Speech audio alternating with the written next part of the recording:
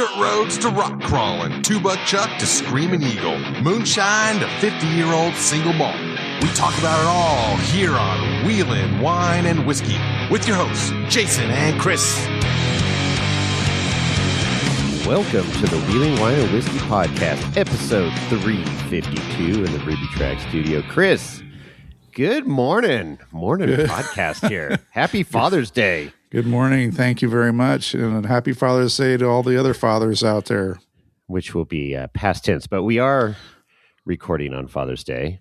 And we have a special guest in the green room eagerly waiting to be on the podcast here. So that's right. Let's keep our business to short and sweet, because you know what we do here on the podcast, Chris? We give till it hurts. That's right. So I can't wait to interview this guest. And me getting out of bed early on a Sunday to record is given till it hurts, I'll tell you.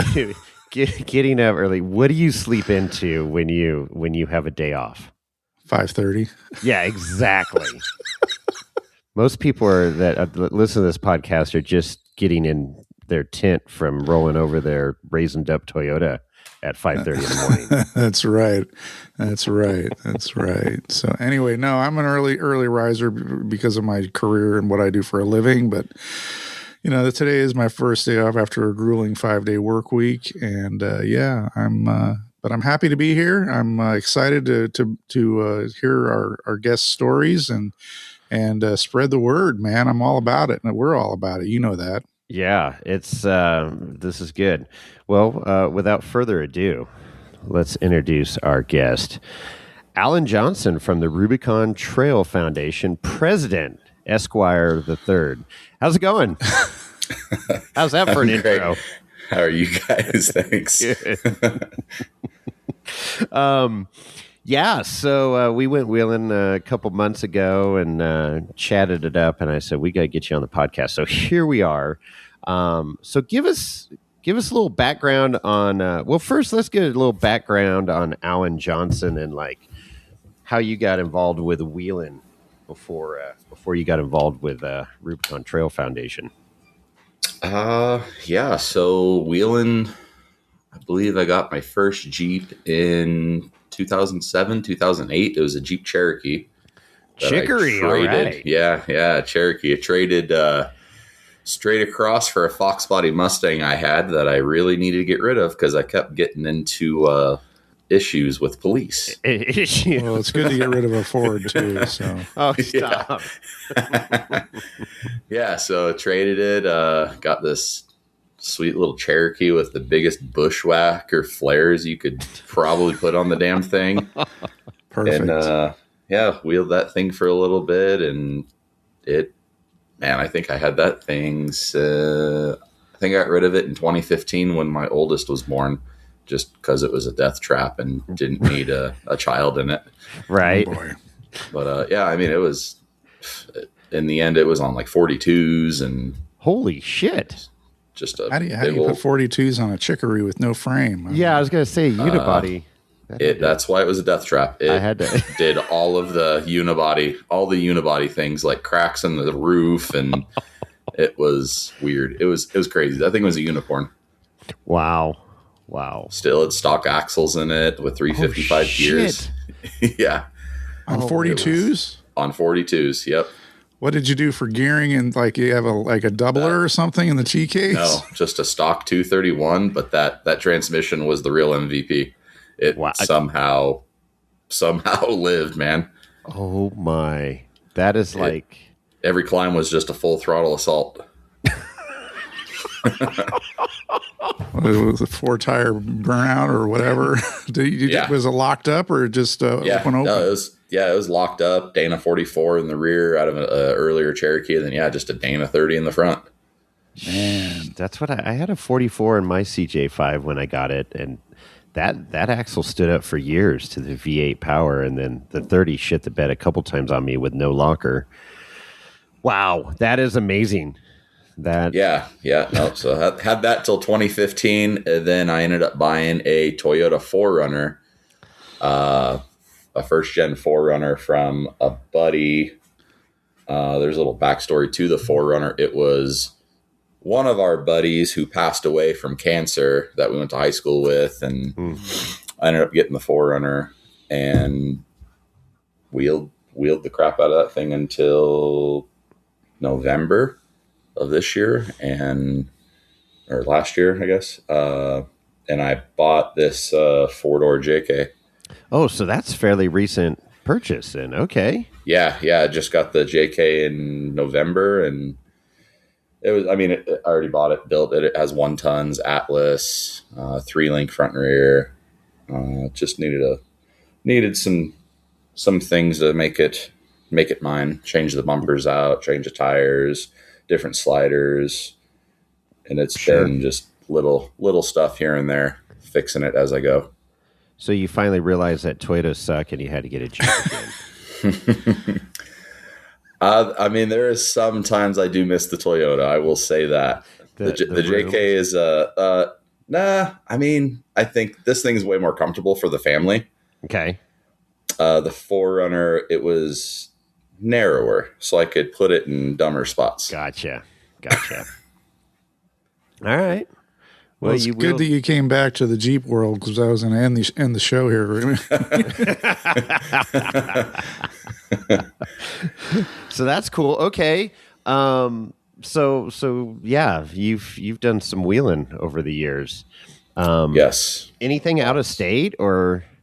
Yeah. We go to just this year we've already gone to San Hollow twice. Already.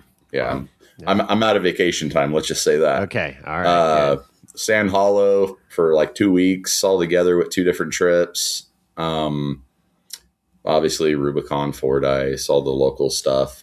I did go to Hammers this year too. I forgot about that. Okay. There you go. Went to Hammers and just did, I think that was one of my first trips in this Jeep too, because I got the Jeep, and me and my buddy Mitch from Silver State Off-Road, we went and did like Rubicon and Fordyce before the snow fell. Mm-hmm. Okay, in the fall. And in the fall, and just blew through everything and was just getting a feel for this. And last minute, he asked me if I wanted to go to Hammers with him. So he has a 2-car trailer, so he loaded the Jeep on his, threw my cab over on his truck, and bombed to Hammers and stayed there for a couple days. And right on. Yeah, had a blast. That wasn't your first trip to Hammers, was it? No. I think this would have been my 6th or 7th time to Hammers. Okay, it's been a while. I haven't gone since the COVID year. Oh, wow. really? COVID year was a great year because it was the crowd was dampened a little bit, which was, obviously things have been growing over year, but COVID was. I kind of think of it as the reset year a little bit. It was a reset year. Yeah, for sure. It was pretty busy. I stopped going to Hammers just because too many people. Just got crazy. Yeah. Yeah, it just got crazy, and with all the races they were doing and everything, you couldn't go out and run everything you wanted. Mm-hmm. So I was like, we'll either go to Hammers like a week before or something for now on, or just not anymore. Yeah, we go early, wheel early, and then watch the race. That's right. Watch the races from the air-conditioned trailer. Yeah. Well, cool. All right. So very cool. So how did you get voluntold, or did you lose a bet? How did you become president of the Rubicon Trail Foundation? Just the stars aligned, I would say. So I joined the RTF in July of 21. Okay. I was doing a work party on the property with them in like June of that year, and just really got sold on it. Ken Hauer and Tyler at Total Metal Innovations really sold me on it. And a month later, I'm a director, and I was really interested in the RTF property, so that was like my main thing I wanted to be part of. And at that time, the RTF wasn't really doing much work on the El Dorado County side because there was just not a good relationship. And that was like one of my things I wanted to do, is work on the actual trail. So that was that was the goal too, was to be able to work on the trail again. And I know that's what everyone else was trying to achieve too in the RTF in the 21, 22. Sure. Yeah, so then I ended up taking over. I was the committee chair for the property, doing all that. I started running Cantina for the con Oh, okay. as well. So I believe this is my third year running it in September Yeah. 12th up at Rob's Resort. That's right. Hopefully you guys can make it. I have my dad's event that weekend, but yeah, it's always a good one. Yeah. And then let's see, what would it be? Last year in October, some seats were coming up and I ran for VP. Ken Hauer stepped down from president. He did a couple terms and did an excellent job. Jeff Blewett stepped up. That's right. And I VP'd for Jeff. And shortly after, Jeff had some health issues come up and I had to step up. And I brought in Greg Castro off the board for my VP. And yeah, me and Greg are running things now.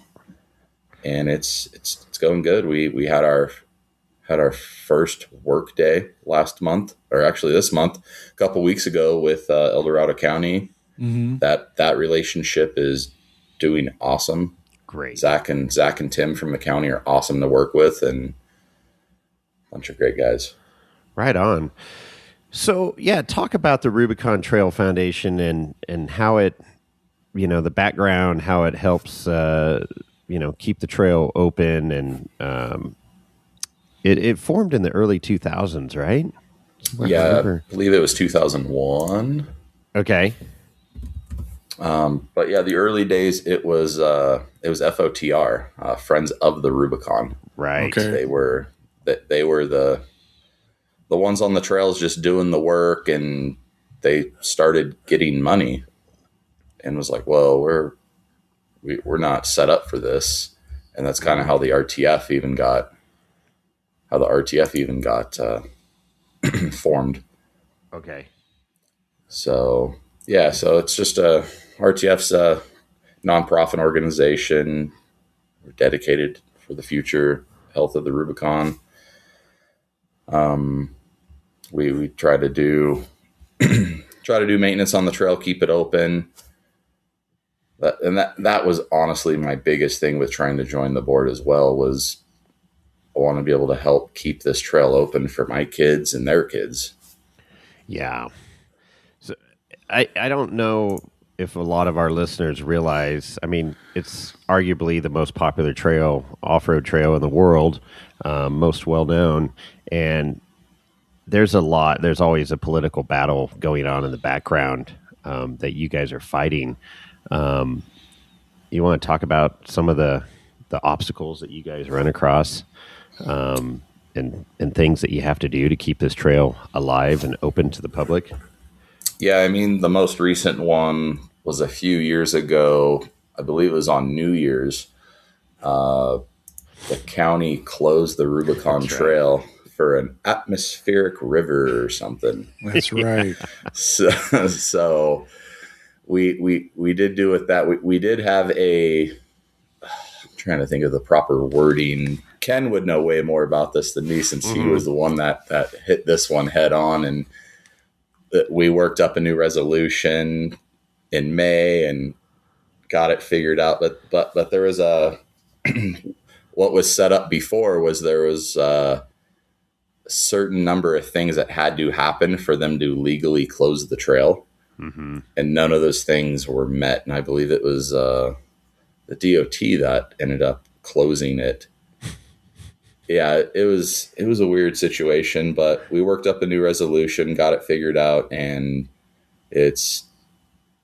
we'll see how long this resolution lasts. Yeah. But so there's a lot of things they have to achieve to actually legally close the trail. Right. So that, and then most recently there's a reroute project going on the Tahoe side. I wanted to talk about that. Yeah. So get us up to date on that project.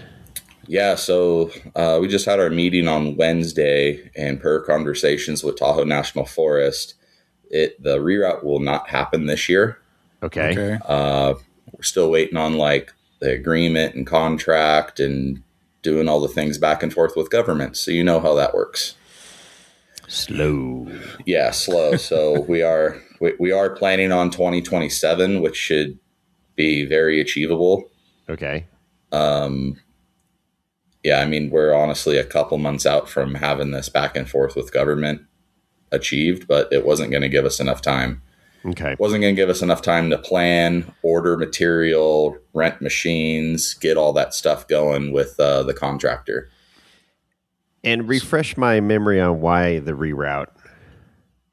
Yeah, so the section on the Tahoe side, when you're on, is that Miller Creek Road? Miller. Or McKinley? Yeah, it's Miller. Okay, so you make the left. And I call that the actual Rubicon, when you make the left and you drop down the hill at the first granite boulder with the mileage on it. Sure. So that portion to right above, a little bit above Potato Patch is going to get rerouted. It's 0.7 miles that is going to get taken out, and 0.7 is going to be added. So there will be no changes on maps or like mileage or anything of the trail. Okay. But so shortly after you take the left, after you drop in off the Miller Road, you go down a little bit, and it's like meadowy, marshy. If you've ever been in there when the snow melt's going on, there's a lot of water, sometimes a big snowdrift right at the end that you have to use horsepower to get out of. Okay. Right after that, it kind of opens up, and you're on this little like granite side hill thing, and off to the left, if you look down the hill, you see Miller Creek. So in the last couple of years, if you've been going through there, you notice that the road is kind of like falling off. Gotcha. And that whole hillside portion there is decomposed granite. Okay. So, and what happened was a geologist from, I forget what year they did it. I think it was in 2010. A geologist came through and told Placer County about this issue. And Placer apparently wasn't interested in it. Didn't really hit their radar. Okay. And when Tahoe National Forest took over, like, taking care of that side of the trail, they saw this and they're like, oh, what the heck is this? And started looking into it, had it rechecked out, and they agreed, yeah, it's collapsing. This portion of the trail, like, it's not going to happen. Like, can't tell you it's going to happen tomorrow. Can't tell you it's going to happen in 1,000 years. But at some point, this decomposed granite, this hillside is going to fall down into the creek. Oh, okay. That would be bad. Yeah. So, yeah, I mean, the trail would be closed until it was fixed. So, right. Doing a reroute and fixing it now, and also getting it out of the meadow as well for waterboard stuff makes sense. Absolutely. So you mentioned Placer County, you mentioned the water board just a second ago. There's a ton of stakeholders involved with the Rubicon Trail. Can you kind of name some of those off, or enlighten all of us? It's just some, I guess, the list, if you will. Yeah. So more on the Tahoe side, RSSI. They're the ones that own the Rubicon Springs. Okay. And then there's RTP. I believe that's Rubicon Trail Partners. They're like Spider and like Indian slabs and stuff like that. I know Tim Green owns a chunk on the Loon side.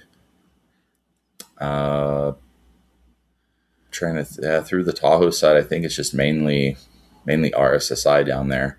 And there's multiple county agencies involved in the trail.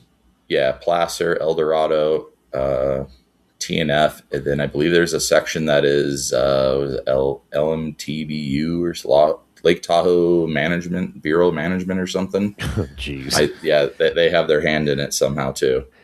So, I mean, then of course it's a county road, so you've got, law enforcement agencies have their hand in the mix too. So how is it, I tell you, it sounds like you're kind of herding kittens there. What's it like trying to get everybody at the table? Is that like a nightmare or what? Yeah, I mean, El Dorado is great to work with now. Tahoe National Forest, they're great. We're trying to get Placer to the table. We're trying to work on that. The long term goal here is to get Placer to assert their RS-2477 rights. Okay. So with that would be the assurance of never being able to close the Rubicon Trail.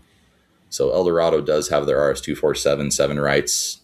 So it is hard for them to close the trail. Got it.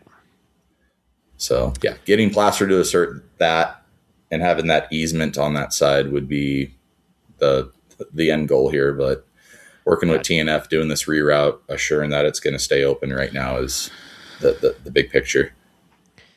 Yeah, it's kind of like waiting for the next shoe to drop, right? It's like it's just these constant battles out there. It's under so much scrutiny, and I mean, just in my short four-wheeling career of 30 some odd years, it's just, there's been numerous threats of closing the Rubicon.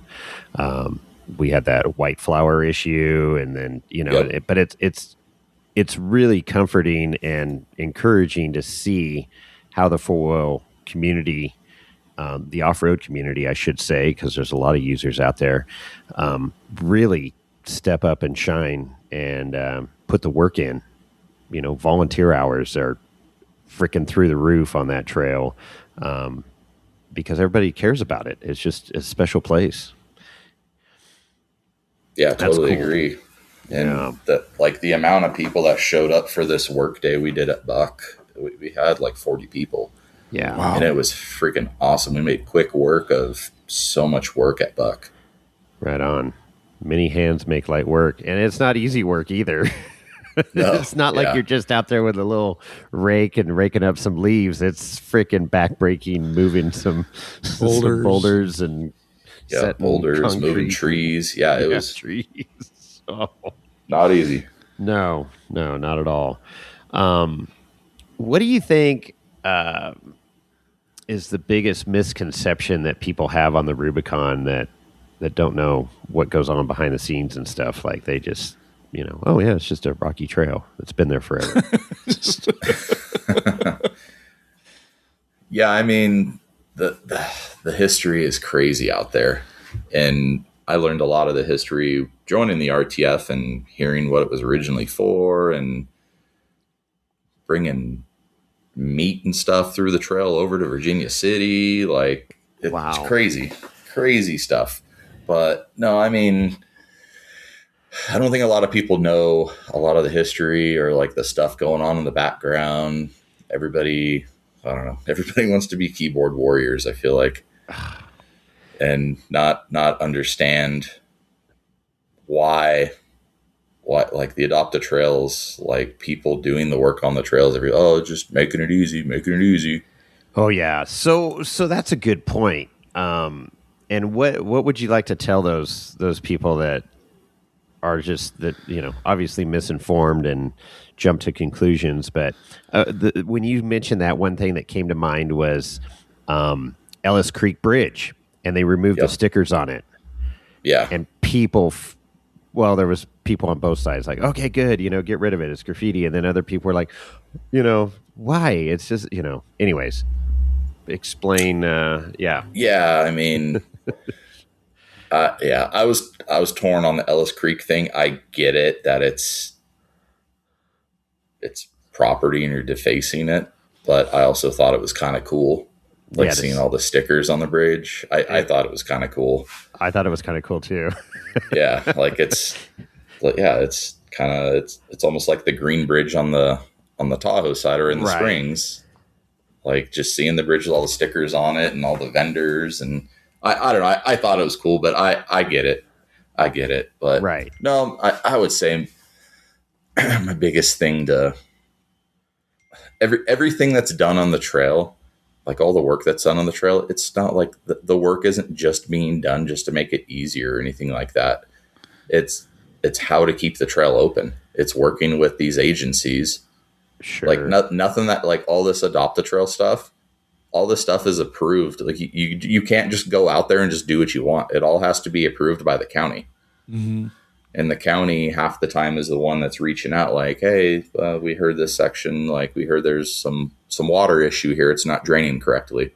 And that's the biggest thing. It's that's what we're doing, is trying to keep the trail open long term. We're not going out there just trying to make it easier. Right. Well, and that's the constant battle you just mentioned. You know, rigs have gotten bigger and more powerful and more aggressive over the years. I mean, gone are the days of CJ5s with 31s and whatever. But I mean, obviously there's a huge user group on the trail. You've got everything from motorcycles and all the way up to full Ultra 4 race car and four-wheel steer buggies utilizing the facility, the trail, the road, if you will. So is it, I mean, obviously, is there like the Fordyce Trail where they say they want it to be navigable by vehicles on 35s? Is there like a guideline or 30? What did you say? 37? Yeah, a Jeep on 37s to make it through the trail. Right. That's kind of their guideline. Is there some similar guideline for the Rubicon in that regard, or what? I don't believe there is. I mean, I would say depends which way. If you're going Loon to Tahoe, I feel like you could get through the trail easily on some 33s. Yeah, taking some bypasses and stuff. Yeah, taking some obviously, yeah, take the easiest route you can. I bet you could get through their 33s, probably not even locked. Yeah. And it's going to be a long day or two, but you can make it. I mean, you can totally make it. Oh, I don't have a rig for the Rubicon. You can do it. It's just how much work do you want to put in, and yes. Are you okay with taking a strap a few times and stacking some rocks and maybe a little body damage and some body and sustaining some body damage for sure. Definitely gonna have to work at it. Another one that comes to mind that was a huge uproar was when Gatekeeper got blown up. But do you know the story behind that, or do you know any? Because it was kind of like off the record that it happened, and it happened. Was it like? I guess what am I trying to say here? Trying to be diplomatic. Was it done? Was it done on purpose? Let's put it that way. Was it? I do remember hearing about that. I do not have any more juicy details or anything about it. I don't know a whole lot about it. I did hear about it and was trying to understand it, and I'm like, that sounds sketchy, but okay. It was interesting, and that was the one that really got me fired up because it's true. I mean, a gatekeeper is a gatekeeper for a reason. If you can't make it through this section, it's time to reevaluate your off-road skills, your vehicle's capabilities, all that. Not to be negative. It's just like, hey, this is. It is a gatekeeper. It's a good warning. If you cannot make this, you do not belong here. Exactly. For your safety and for the safety of others around you. I mean, it's kind of like, a black diamond on a ski run. It's like, hey, they got a sign at the top, experts only. And so if you choose to go past that sign, you better be prepared to, get down to the bottom. So that one really kind of got me fired up because it was like, shit. Now people get in and get to the slabs, and then they're trying to come up the slabs, and then they're like, "Oh shit, this is getting pretty difficult," getting into whalebones and stuff. So that was one of the ones that came to mind on me. That I was like, "Damn, I wish it was a true gatekeeper." Yeah, and that one was the gatekeeper one. Was that before they did the work on Little Sluice? Can't remember. I don't remember the timeline. I want to say yes, but I don't know the whole timeline. I'm sure someone out there is yelling at the right now. You're wrong. You don't know what you're wrong. talking about. It's in. Yeah. I don't remember. There's so many things, but yeah. So I want to say when they blew up, when they did the work on Little Sluice was one of the first times I was in that side of the trail.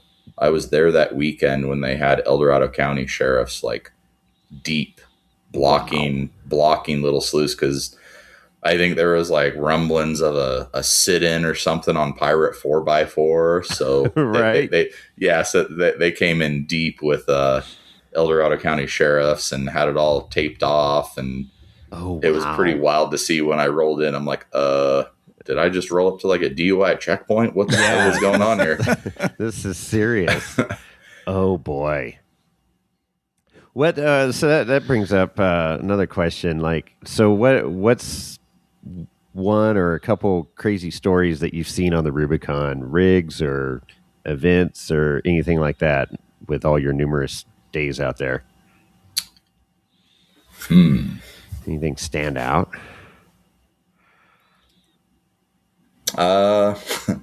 Probably one of my funniest moments was going into Rubicon Springs in my Cherokee for Marlin Roundup. Oh, there you go. And I was trying to be like a Toyota guy. My Cherokee had a 4-liter in it, had a cracked manifold, so you know how those things freaking Sounded good. Oh yeah, sounded good. So I'm rolling through the springs at like midnight, and I'm like, all right, let's blend in. So I'm going through just banging rev limiter with a cracked manifold 4-liter. I'm like, yeah, let's fit in with these Toyota guys. And I actually had a great time at Marlin Roundup. I went with one of my buddies who had a Toyota, and I ended up winning one of the grand prizes. And I'm like, I don't even have a Toyota. Oh shit! Yeah, it's a piece of the little sluice tree with a gear set in it as a clock. Oh, that's super cool. Yeah, I was like, oh, that's cool that I came to this Toyota event and I won one of the grand prizes. Well, you used to be a Toyota guy, so there's something there, I guess, you know. Oh, well, I mean, this was before I was a Toyota guy, so it was kind of that's funny. True. That's true, yeah. Oh, man. Yeah. And then, I went to Marlin Roundup after that almost every year until the end. Doing work on the trails always been fun. We've done a couple projects on the property, pouring some concrete. Those have always been fun. Fixing like trash can hills so everybody can get in. Yeah, that's no joke. The first time I ran the RTF Granite Loop there, just getting from the trail to the actual loop where you get down to the office down there. There's some ledges, and in a CJ5, it's a little sketchy in a short wheelbase. Oh yeah. We call that section from the trail to the FOTR group campsite area. We call that our driveway. Your driveway, we call it our driveway. There's a couple obstacles on it. There's obviously you probably saw the signs with the skulls and everything on it. Yes. Yeah. The first one after the water, that one's called Howard's Hole. Okay. Yeah. It has more to that. I mean, this is R-rated podcast. We can say it. Absolutely. It was named Howard's Gaping Hole. Gaping Hole. Because Ken Howard rolled his side-by-side in that hole. Right. So named it after him when they were first got the property in 2010 and working on everything. Ken rolled his razor in there. So got that name off of that. Yeah. I heard that story, yeah. After that, the other skull, that's Trash Can Hill, the lead, even before Trash Can Hill coming into it, that section's kind of gnarly. If you don't take the right line, it has to be gnarly in a short wheelbase. But yeah, Trash Can Hill got pretty tore up for a while last year. Last year, we did a bunch of concrete on the bottom of it to fix it because it was so dug out that, I mean, there was built rigs struggling to get up that lower section. Really? Wow. Yeah. So did some work on that. We want everybody to be able to come into the property on the driveway. Gotcha. So the driveway is the only portion of any of that we are actually going to be doing maintenance like that. Okay. Everywhere else on the loop itself, the most we do is some anchor points. We're not going to do any concrete on it. We're going to keep the Granite View Loop. Cool. That's good to hear. I would say besides Old Sluice, the Granite View Loop is probably the hardest thing on the Rubicon you can do. 100%. Yeah, I agree. And one of the coolest sections, I know I was stoked when that opened up and did that loop, and I was like, and we went to the right because I think if you go, which way do you think's harder when you get to this counterclockwise, right? Yeah, yeah, because going up Chuck, is okay. Yeah, so it's cool. It's so well marked with those, laser cut arrows, and I mean, God, Stevie Wonder could stay on that trail. It's really good. It's really good. So actually, the arrows. That's the first time I went and volunteered, and that's what got me hooked on the RTF. We went there and helped put up all the arrows. Okay. Before the arrows, it was just pink ribbon and like spray paint on rocks was the way, and we're like following like Onyx maps, trying to figure out where the trail is, putting arrows up. My oldest son Logan, actually, they always call him the arrow boy.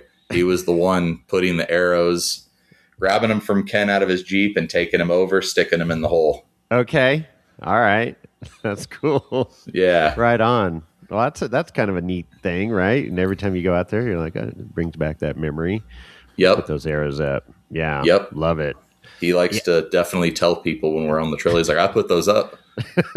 Like, all right. I'm the arrow guy. Yeah. I'm not quit even flexing, Indian. dude. Yeah. Yeah. The anchor points out there are great. I mean, it was well thought out. I don't know how much time went into it, or if it was just a couple guys that just kind of drove around and said, "Hey, let's put a trail here." But it's fun. It's a great loop. Yeah, absolutely. It's one of my favorite parts about going out there to the property. And then talk about the building down there, the parts house and the little cabin. Is it Glenn's cabin, right? Yeah, it's a storage shed. Mm-hmm. So the Connex just has supplies in it, and now half of it is a parts building. So, RTF does this parts program on the trail where we've been taking donations, and we have been buying a bunch of stuff as well with funds we do get off the parts program. So we do get parts donated to us. We bring them into the trail, have them at different locations, Spider, Buck, or Spider, the property, and so we'll drop parts off at like the Loon Lake kiosk and stuff sometimes too for people. But yeah, so say you're out on the trail and you break an axle shaft in a JK or something, we'll probably have the shaft at one location.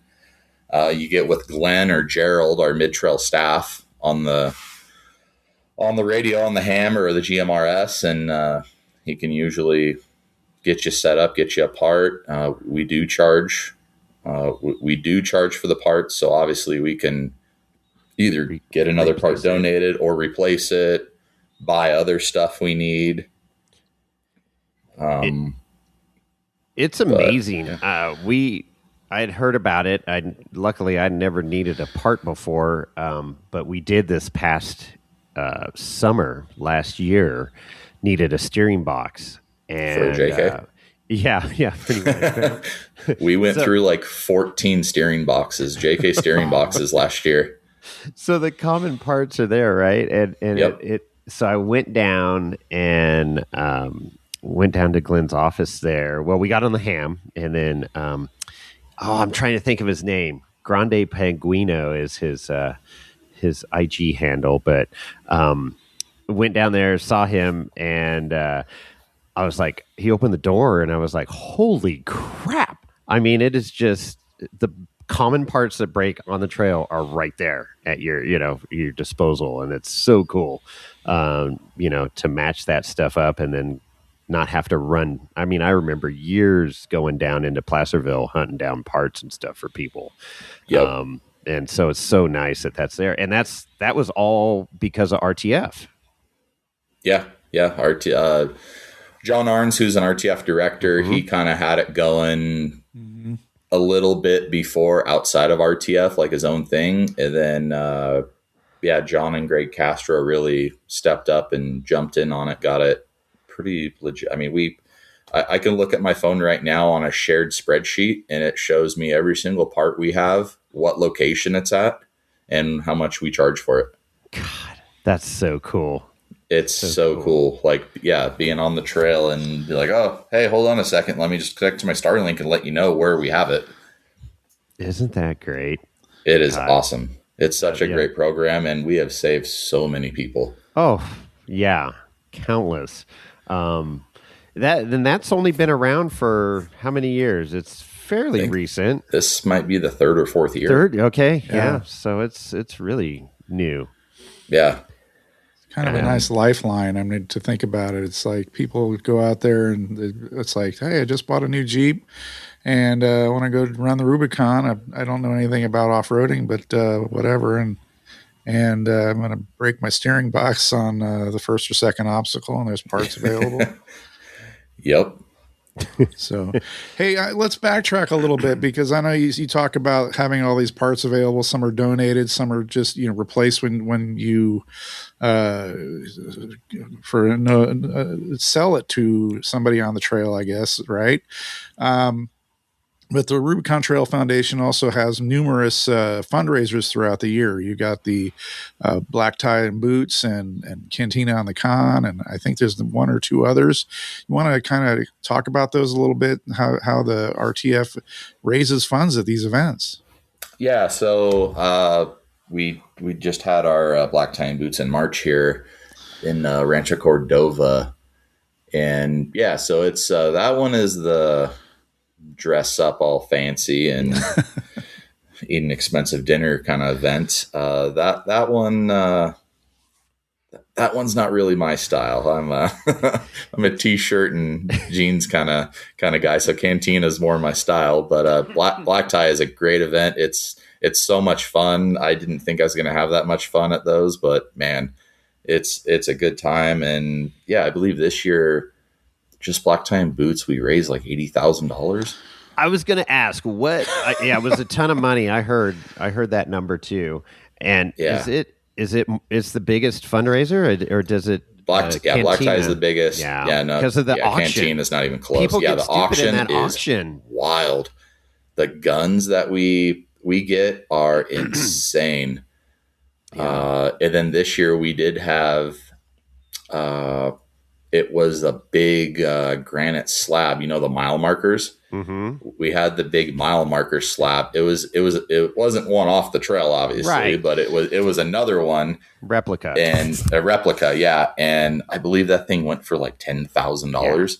Holy mackerel! And we rented a forklift to get it in. We used the forklift to get it in the guy's truck. I think we stuck it in the back of some like half-ton pickup truck. That thing had to be a couple thousand wheelie. Pounds. Oh yeah, that thing was insane. And the couple guns we had. I remember one year there was like a bidding war for a handgun that was what do they call it? Cherry-coated or something, or whatever that coating is, but it was like RTF colors or something in the handgun. Wow. I mean, might have been like $1,000 handgun, and it went for like $8,000. And wow, like they saw how much it went for, and they're like, the person that donated it was there, and they're like, I'll donate another one if somebody, the other person that was bidding, if you want to buy it for that price too, I'll do another one. Wow. It was Black Tie is crazy. Just watching the auction. That's cool. And people get excited about little, there's the memorabilia and stuff, but there's just people, auctions are funny and what am I trying to say here? It's just that people get excited and they know the money's going to a good cause that they fully support.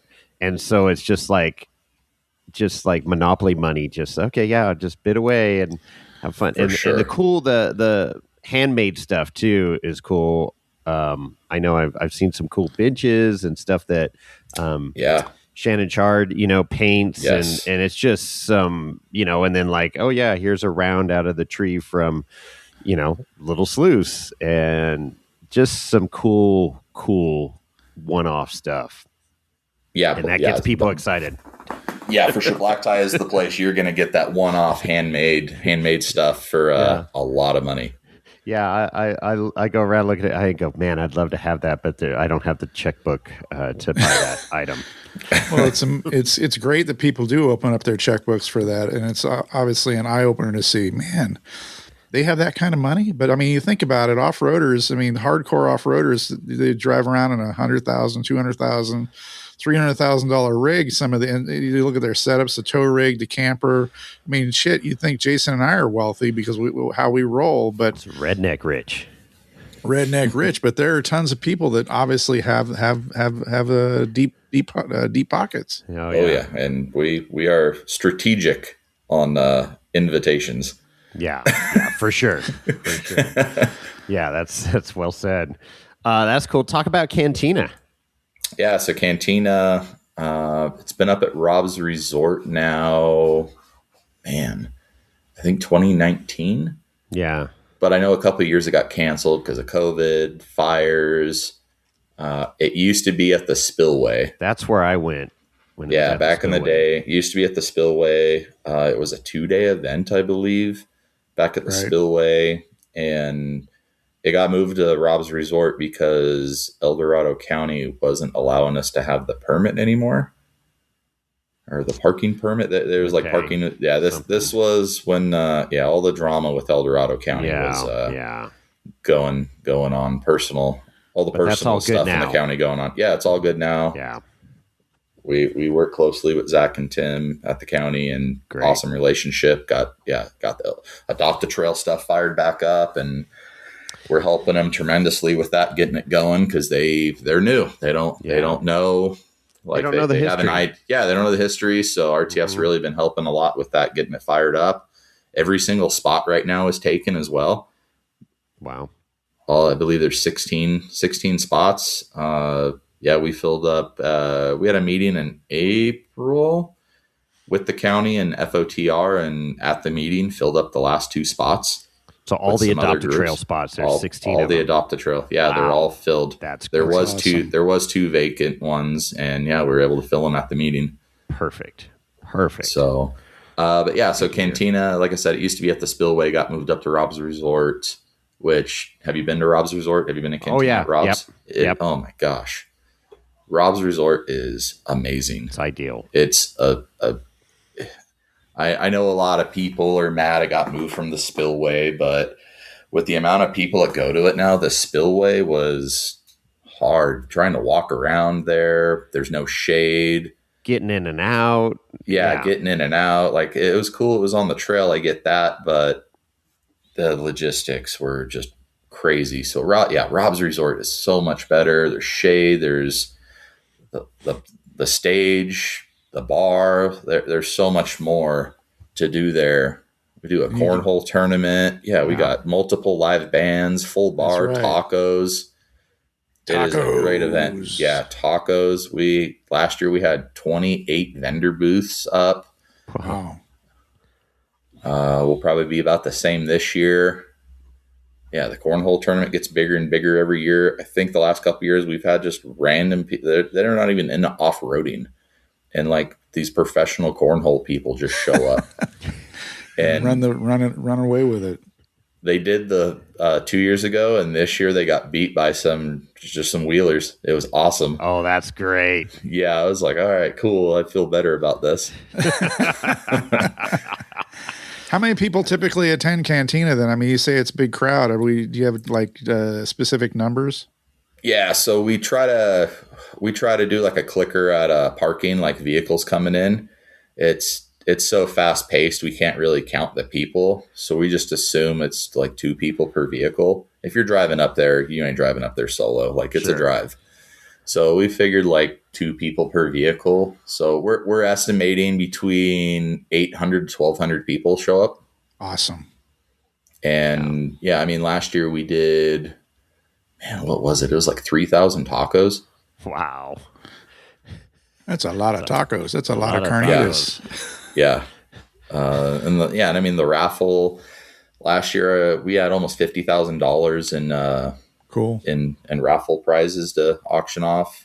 Wow. I believe after everything was said and done, paid our bills. It was like a $25,000 pull. Okay. Which Cool. Yeah, I mean, Cantina's a little more low key for the everyday wheeler. Not a lot of deep pockets spending $10,000 on stuff. Yeah. So yeah, it's more low key, and yeah, Canteen is my jam compared to Black Tie. Absolutely. A little more laid back. That's cool. That's really cool. Yeah. So the funding from those events, and then membership to the Rubicon Trail Foundation. Yeah, there's no membership or nothing. We don't do anything like that. Right. We're and like, you can go on our website. We're transparent. You can go on our website and you can see we got $400,000 in the bank. Mm-hmm. Like, I'm there right now. We are transparent about it, and I'm just happy we're able to start spending money again on the trail. It was a little rough there, like doing this fundraising and not being able to spend any of it on the trail. It's like, yeah, help us keep the Rubicon open, even though we can't work on it right now. We can't do anything. It was kind of a weird ask. But yeah, now I feel way better about it. It's like, heck yeah, we're going to put the $250,000 into the reroute. The money we just put into the workday. We're going to pitch in some money with the Sierra Treasure Hunters on their Adopt a Trail section at Walker to get some machinery in there and fix a little section of the trail, some pretty major drainage issues. Because Adopt a Trail not being ran for a while. Some of the BMPs are filled. Sections. Okay. Yeah. So there's a lot of water during the runoff and the melt. It was pretty bad over there, and it was washing down into other parts of the trail, eroding some stuff. So work on that. We just approved it on Wednesday to give Sierra Treasure Hunters and a contractor like $7,500 to fix this section. That's awesome. There's another thing in August that I believe is going to be happening on the Tahoe side. Since we can't do the reroute now, there's some other stuff at TNF to fix on that side. I believe that one's like a $15,000 project. So yeah, being able to put money into the trail again is pretty sweet. That's great. What about, you guys have a working relationship with some like Jeep Corporation and Jeep Jamboree and all that stuff, right? That help out? Sorta, kinda. Okay. I mean, like Jeepers Jamboree, I know they do a bunch of work on that Tahoe side and stuff. Mm-hmm. I think I just saw a video not that long ago of Jeep USA, whatever Pierce's thing is. Yeah, they were Pierce, doing they were doing some work on Big Sluice, it looked like. So yeah, no, we are definitely trying to fix relationships with everybody, and would like to sit down, talk to everybody. Yeah, work on our relationships. We're all in it for the same reason. That's what I was going to say. For the good of the trail, right? For the good of the trail. Like, let's just set aside whatever issues or personal things have happened in the past and move forward. Move forward and work on it together. Cool. Yeah, that's great. Now, if people just that are listening to this and say, "Hey, I'll throw $100 at Rubicon Trail Foundation," is there a way to donate just directly without going to any event or anything? Yeah, so on our website there is a donate tab. Mm-hmm. Before I insert foot in the mouth, let me actually be sure I know I get the email. I get the emails about donations. So where is? I'm on your website right now. I'm looking. Support. Donate directly. Yep. Under support, there's a donate directly, and I believe it's like PayPal or something like that. I get the donate via PayPal, Square. That's right. Yep. So donate directly, and who knows, we might send you out something cool. There you go. Hey, that's nice incentive right there. There you go. Yeah. Mystery gift. Hey, let's talk a little bit about the future of the Rubicon, because I know that vehicles are evolving, and we've seen, and I haven't been on the Rubicon in years, but obviously I'm a to some degree a keyboard warrior, Instagram, Facebook, whatnot, social media. But obviously you're starting to see these EVs, Rivians and Tesla Cybertrucks, and other, obviously the Jeep 4xe. I mean, is there any concerns about these vehicles being on the trail, being heavier, being, having limitations on their modifications that are available to them? I know the aftermarket's, kind of, as always, adapts and offers, upgrades for these types of vehicles. But what are your thoughts on how this is, the direction off-roading is going?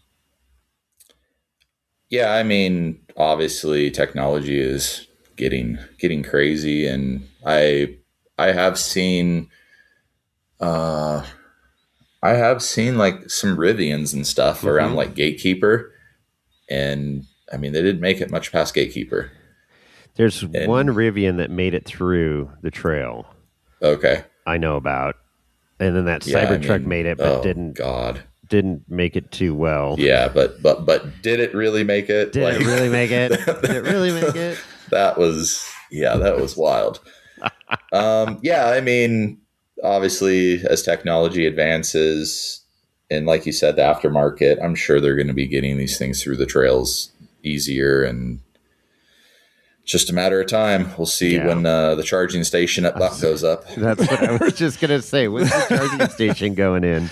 Right. Right next to the Starbucks. Right. Right next to the Starbucks. Yeah. I mean, my from a environmental perspective, I think that my concerns are with regards to potential, if these things burst into flames. I know every vehicle, and people are screaming, even gasoline powered internal combustion engine vehicles burn, but our experience with those is they're a lot easier to put out. I mean, you hear stories about the Teslas, well, any EV, if you will, catching fire, and it's like impossible to put the damn thing out.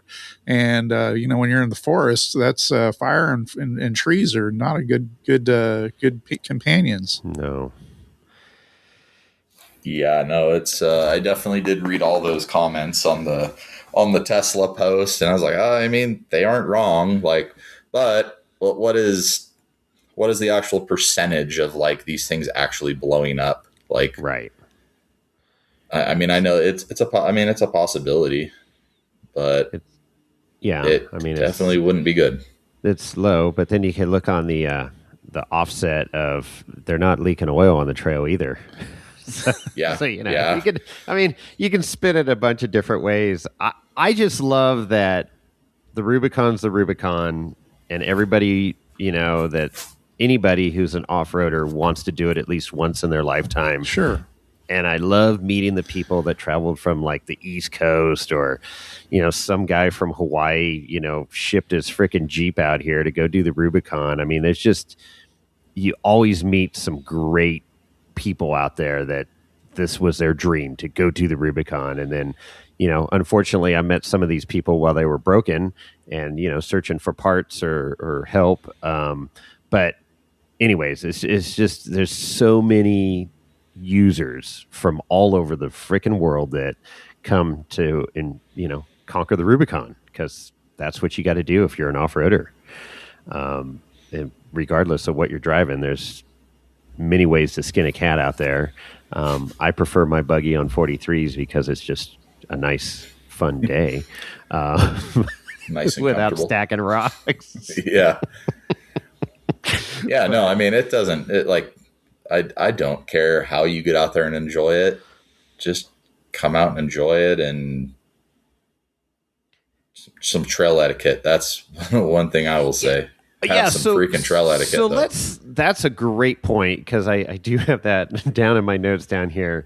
Let's talk about trail etiquette. And I guess because the Rubicon is so busy, in the summer, and different types of vehicles, less capable vehicles, more capable vehicles come across each other. And go ahead. I'll let you fire first. Give me your biggest trail pet peeve and etiquette that people need to do. big groups not moving out of the way for Yep. for faster moving traffic. Like, Mm-hmm. cool. I'm totally cool with you being here with 20 guys filming YouTube videos. Like, Sure. cool. But you got 10 people behind you that are moving faster and you're not moving out of the way. And Yeah.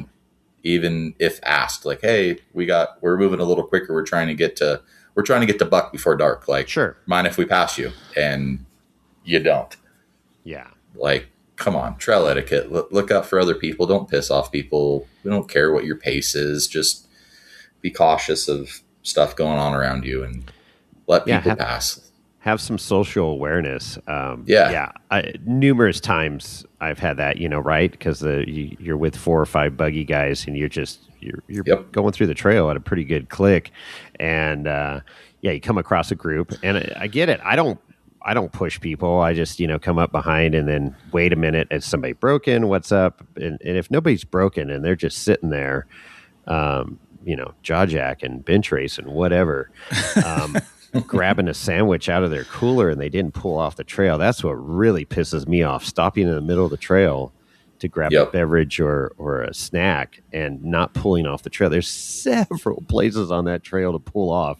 And I don't care how big or small your group is. There's plenty of areas to accommodate you. Yep. Get the F out of the way. And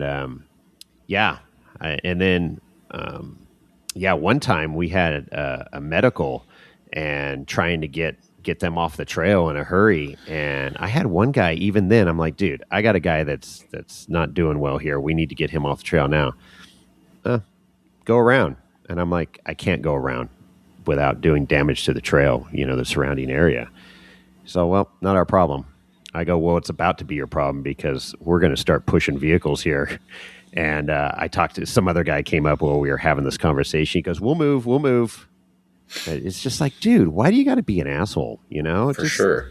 You don't own the place. Every group has one. That's the thing. Some people have the ownership mentality. I won't mention any clubs in particular, but it's like, dude, I get it. I realize you got tons of history. Your grandfather, your great grandfather, your great grandfather's dog used to run this fucking trail, but it doesn't give you the right. Yeah, you're not entitled. You're not entitled. Don't be an entitled dick on the trail, I guess is the takeaway. I'm getting fired up. Okay. Especially if somebody's life's in danger. Holy smokes. I couldn't imagine being that guy, and especially on being blasted potentially on social media. It's like, hey, do you know this guy? What a dick, Yeah, it was wild. What other etiquette things come to mind here? Pick up your garbage. Oh my god. Oh my god. Garbage. Yeah. And people pack it burn in, shit pack it out in the fire pits and think that, it just turns to ash burn. and blows away. No. Yeah, all the beer cans will burn. Fuck. Yeah. Yeah. And people having fires during fire restrictions. Yeah, that's a huge thing, right? Yeah. And people are like, oh, we're surrounded by granite. Well, there's a bunch of freaking manzanita and trees that burn as well that are close by. And as well as us, it could be a beautiful day, and then all of a sudden the winds can pick up out of nowhere. Oh, yeah. Yep. And you're having a fire and sparks go, and then we know the rest of that story. So, the bathrooms have helped a ton. That's been a huge improvement. Probably one of the biggest improvements I've seen over the years that I've been doing the trail because, it got pretty bad there at a point. What else? Stay on the trail. Oh yeah. Yeah. Stay on the trail. That was part of the work we just did on Buck was blocking off some of the bypasses that were clearly off trail. Yeah. Down by like the Smud bypass, people were going down into the trees to bypass some stuff. So that got blocked off and fell some trees in there to block it off as well. Okay. Yeah, no, stay on trail. Stay on trail. Don't be an idiot. Don't be a dick. Yeah. Don't be a dick. We say that a lot here. Don't be a dick. And garbage. I mean, obviously, there's no garbage cans out there to put your garbage. You haul it in, pack it in, pack it out. Pack it in, pack it out. Yep, of course. one of the main tread lightly deals there. But yeah, and stay on trail. Don't be a dick. Good stuff. Respect private property. Yeah, and so that's another. Let's talk about that real quick because there's private property on the trail that there's a lot more than people think. Exactly. So talk forget about the exact number, but it's like 40, maybe it's 60%. Like is private property. 60% of the trail. Man, it's either 40% or 60% or something is like on private property that you're going through the trail. It's like, well. Yeah, don't be a fucking idiot. Like, you're on private property at any time. They could be that private property owner and be like, yeah, no, you guys are fucking this up. Like, we don't want you going through our property anymore. Yeah, and I think, one of the most well-known private properties is the Springs, right? I mean, yep, that is private property, and that's why they charge for camping and have the nice facilities there as well. But yeah, it's there. I think that's one of the biggest things because I've taken a lot of people through the trail for the first time and, they just think, oh, it's just Forest Service land. And yeah, some of it is, but a lot of it is private property that we're actually the trail goes through. So that's a good point. Yeah. Respect the trail, respect the property. Like, yeah. Keep this trail open and going. It's we're very fortunate to be here in the close by. If you're within 4 or 5, even a 10-hour drive of the Rubicon, that's pretty damn fortunate because, like I say, I've talked to people that have traveled days to get there. And it sucks because you got to take a whole week vacation to go run the trail because it takes you 3 days to drive out and 3 days to drive back. There's 6 days right there. And then, you want to spend a few days on the trail. You're taking a couple weeks vacation, I guess. But, you and I and Chris could just, hey, let's go do the Rubicon right now after this podcast. And we could physically go do the fucking Rubicon right now. Yeah, go do a quick day run real quick. Although today's Father's Day and it's going to be a little busy out there. I know a lot of Father's Day runs happen out there. But, see if people are being considerate and letting the faster vehicles go through. Good stuff, Alan. Anything else you want to share with our audience? I can't think of anything else. RTF.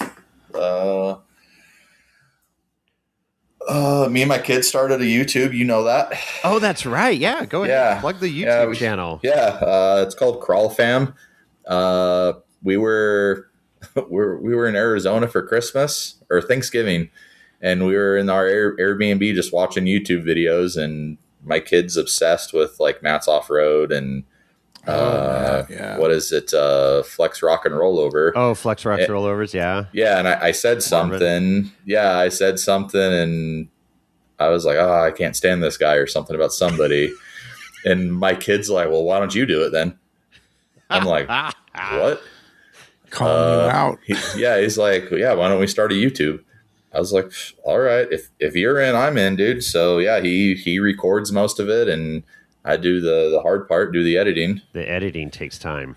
Yeah, for sure. Yeah. So yeah, I started doing that and I got a full-time job. Like I got all this other stuff going on. So I'm not, we try to post at least a video a week, but keeping up on shorts is rough. But yeah, no, we're trying. We got the view hours are doing pretty good. We got to get more subscribers, try to make some money off of this, quit my job. There you go. There you go. So Crawl Fam. Crawl Fam? Crawl Fam. I'll put a link in the show notes for it. And obviously I'll put a link in the show notes for the Rubicon Trail Foundation.org. That's the website, www.rubicontrailfoundation.org. And Alan, do you have an IG or any other social media that you want to mention? Yes. Yeah. So my personal IG is Crawl Fam as well. Okay. Is that the best way for people to get a hold of you? Yeah. They can get me on Instagram, or they can, if they want to email me an at my Rubicon Trail Foundation, alan.johnson@rubicontrailfoundation.org. Okay. We even have a 1-800 number on our Holy website smokes. too. Yeah, you can call and leave a voicemail, and we can reach out to you. Call now and you get a free Ginsu knife. That's cool. Right on. Who you don't listen to those messages? Somebody. No, yeah, our Admin? secretary Diane listens to it. And Yeah. she'll text me. Sure. Yeah. There you go. Hey, we got 20 more people asking about fire restrictions. Oh gosh. Yeah. So, when is this podcast coming out? It's coming out next. When is it? Chris? Tuesday I don't or wanna misspeak. Wednesday. Okay, Tuesday or Wednesday of this next week? Yep. Yeah, it'll be this week. Okay. All right. I'll just say this anyways. Fire restrictions are coming. Yeah. Little birdie told me fire restrictions are coming. They'll be in place before 4th of July. I would imagine. Yeah. Snap! That's quick. Yeah. So that'll be a week. is after it this hard? It's going to be a podcast. hard restriction then. No campfires whatsoever on the. It'll in be the forest? like the usual. Yeah, it'll be the usual like propane fires with a permit, but yeah, no campfires. Yeah. Restrictions are coming soon. Yeah. So All right. for our listeners that are out of state, you do need a California fire permit just to run your barbecue if you have a propane and propane accessories barbecue. So Quick and easy, link for like a that. 2-minute video, and save it on your phone. And the link for that is also in the show notes always. So yeah, perfect. propane stoves, propane barbecues. You got to have a fire permit in California. So there you go. Good stuff, Alan, man. Appreciate your time on Father's Day. Happy Father's Day again. And hopefully you got something fun. Kids Thanks, got something guys. fun Really. planned for you, I should say. Yeah. Watch the U.S. Open, the final round. Oh, there you go. Chris is going to fall asleep on the couch while sipping his whiskey, watching. I don't even know 99% of the golfers playing in that event anymore. And I'm going to cook some meat on my newly rebuilt barbecue there that you I go. won't You got burn it. Yeah, I barbecued Nice. burgers last night. That was great. So, All right. good stuff, man. Well, thanks again, and keep fighting the good fight, and hopefully people keep supporting financially here at these events, and Donate. throw a donation in.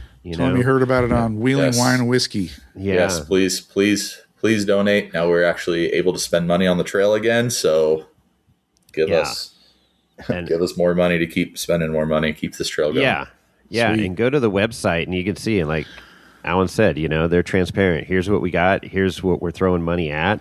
You heard of a couple of the projects right now, that reroute and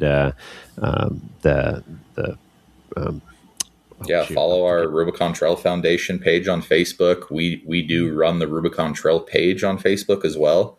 right. We Rubicon Trail Foundation does have a YouTube. There's lots of history videos on there. That's Like, cool. yeah, it's I listen to them if I got a long drive and I've caught up on all the podcasts. I will listen to our YouTube stuff just to like hear the history stuff again, just to That's understand it better. Cool. Yeah, and they I'll give a plug to our sister podcast, the Snail Girls. They do a good job with John Arns and all the history there on the Rubicon. It's those are great stories. Great episodes. Yeah, good stuff. So, right on. Well, Chris, how do they get a hold of us? Well, that's quite simple. You can go to our website, www.wheelingwineandwhiskey.com, and you can see links to our emails, which is chris@wheelingwineandwhiskey.com or jason@wheelingwineandwhiskey.com. You also have our Instagram, which is @wheelingwineandwhiskey. It's a great way to interact with us directly on the DMs there. And don't ever forget about the 800. No, we don't have an 800 number. Well, it has 800 in it. 408-800-5169. Again, that's 408-800-5169. Call it, leave a voice message, and it'll get played on the show. And then if you haven't done it, do it. Please do a review on Spotify or on iTunes, or not Apple Podcasts. I keep forgetting what they call it nowadays. Anyway, and then shout out to us on the DMs at Instagram, and we'll be happy to send you a sticker. And I think that covers it. Lorenzo needs, if you want to support the show directly to keep Lorenzo and his bourbon and whiskey, you can go to irate4by4.com and you go down to watch, listen, and discuss, and you can see us there, Wheeling Wine and Whiskey. You can see all of our past episodes. There's a little bit of a discussion group. Irate4by4 is an awesome website. And on the right side of the screen, you can see how you can support us directly. At this point in time, we'd prefer you to give your money to the Rubicon Trail Foundation, but we're happy to take your money here also. There you go. And my takeaway is respect the trail and respect the people on the trail. Don't be a dick. Mutual respect. Don't be a dick. We need to make some stickers. We should. We do. Stickers. But don't put them on the Ellis Creek Bridge. Yeah. All right, Chris, with that, we're out.